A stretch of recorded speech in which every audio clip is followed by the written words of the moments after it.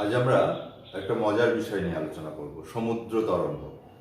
তোমরা নদী, হিমবাহ, বাতাস এগুলো আগের ক্লাসে পড়ে এসেছো। ঠিক একইভাবে আরেকটি প্রাকৃতিক শক্তি যে পৃথিবীতে বা ভূপৃষ্ঠের উপরে প্রতিনিয়ত ক্ষয় কাজ করে, সঞ্চয় কাজ করে, সেটি হলো সমুদ্র তরঙ্গ। এবং এই সমুদ্র তরঙ্গ তোমরা সকলেই চেনো, দেখেছো, টিভিতে দেখেছো বা সমুদ্রে গিয়ে দেখেছো। তো সমুদ্র তরঙ্গ এবং সমুদ্র স্রোত এই দুটো কিন্তু আলাদা। অনেক সময় মনে হতে পারে যে একই।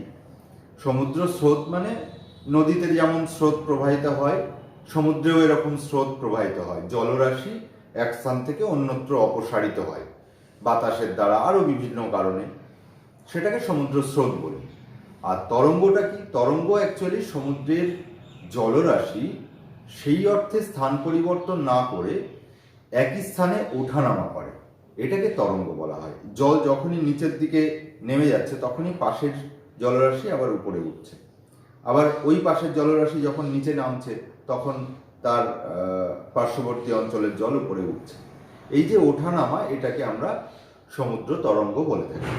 তো সমুদ্র তরঙ্গের ক্ষয়কাজের ফলে কিছু ভূমিরূপ গঠিত হয়, সেগুলো নিয়ে আমরা আলোচনা করার আগে সমুদ্র তরঙ্গ সংক্রান্ত কিছু পরিভাষা আমরা জেনে নেব। যেমন প্রথমেই দেখো, আমি লিখেছি ঊর্ধ্বভঙ্গ বা অধোভঙ্গ। এই যদি একটা সমুদ্র তরঙ্গ হয়, সমুদ্রের এই যে তরঙ্গ আমি আঁকলাম, এই তরঙ্গের এই যে উপরের অংশটা দেখছো, এই উপরের অংশটাকে বলা হচ্ছে ঊর্ধ্বভঙ্গ। আর এই যে নিচের অংশটা দেখছো, এই নিচের অংশটাকে বলা হচ্ছে অধোভঙ্গ। তোমরা ভাঁজে ঊর্ধ্বভঙ্গ আর অধোভঙ্গ পড়েছো, ঠিক একই রকম এখানে। ওইটাই ভূমির ভাঁজ বা ভঙ্গিল পর্বতের ক্ষেত্রে যে উঁচু বা উপরের বেন্ট খাওয়া যে অংশটা, সেইটাকে আমরা ঊর্ধ্বভঙ্গ বলি। এক্ষেত্রে তরঙ্গের যে উপরের অংশটা, সেটাকে আমরা ঊর্ধ্বভঙ্গ বলি।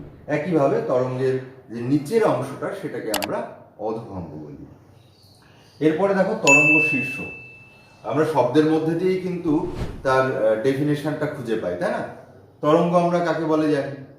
শীর্ষ মানে একদম টপ, শীর্ষদেশ। তো একটা তরঙ্গের আমরা এইটাকে বলছি যে ঊর্ধ্বভঙ্গ। তো এই ঊর্ধ্বভঙ্গের এখানে একটা অংশ আছে, এখানে একটা অংশ আছে, এখানে একটা অংশ আছে, এখানে একটা অংশ আছে। কোনো একটা জায়গায় আছে যেখানকার উচ্চতা সব থেকে বেশি, অর্থাৎ তরঙ্গ শীর্ষের সব থেকে যে জায়গাটার উচ্চতা বেশি, সেটাকে আমরা বলবো তরঙ্গ শীর্ষ। একইভাবে তরঙ্গ দ্রোণী বা তরঙ্গ খাত কাকে বলবো?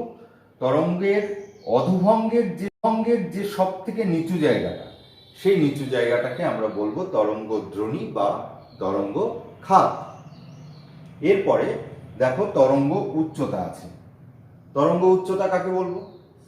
এই একটা দুটো পাশাপাশি তরঙ্গ আছে, সেই তরঙ্গের মাঝের যে সব থেকে নিচু অংশ এবং এই ঊর্ধ্বভঙ্গের সব থেকে যে উঁচু অংশ, এর মধ্যে উলম্ব উচ্চতাকে বলবো তরঙ্গ উচ্চতা। তো উলম্ব উচ্চতা কিভাবে? নিশ্চয়ই এখান থেকে আমরা এইভাবে উলম্ব উচ্চতা মাপবো না। এখান থেকে এইটা হচ্ছে এই যে দৈর্ঘ্যটা, এখান থেকে আমরা যদি সমকোণে একটা রেখা কল্পনা করি, তাহলে এই অংশ থেকে এই অংশ পর্যন্ত যে উচ্চতা, সেটাকে আমরা বলবো তরঙ্গ উচ্চতা। তাহলে ডেফিনেশনটা কি? তরঙ্গ শীর্ষ এবং তরঙ্গ দ্রোণীর যে উলম্ব উচ্চতা, সেটাকে আমরা বলবো তরঙ্গ উচ্চতা। এরপরে দেখো তরঙ্গ দৈর্ঘ্য।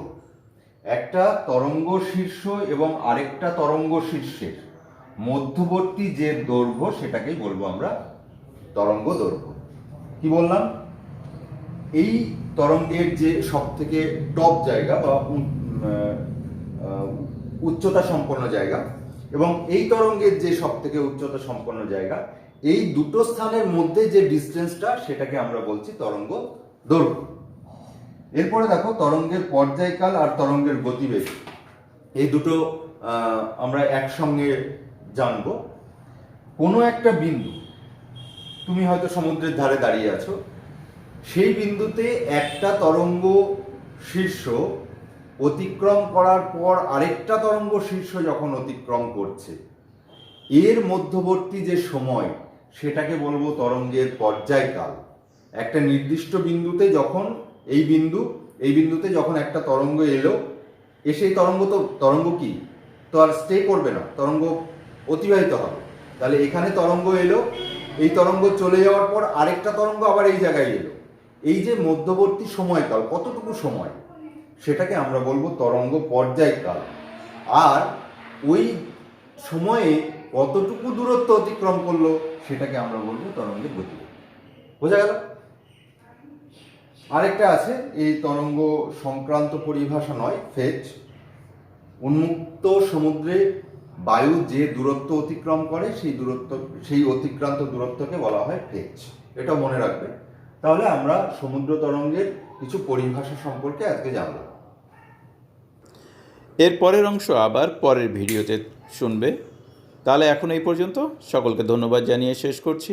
ভালো থাকবে, সুস্থ থাকবে।